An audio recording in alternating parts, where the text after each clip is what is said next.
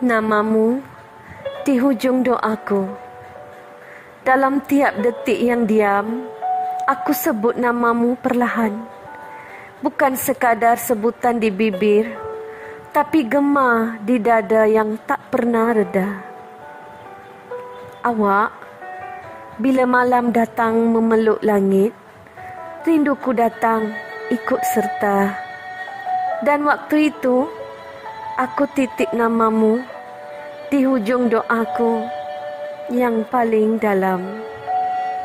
Aku tak janji bintang, tak mampu ukir bulan di langit, tapi aku janji rasa yang jujur, walau tak terlihat.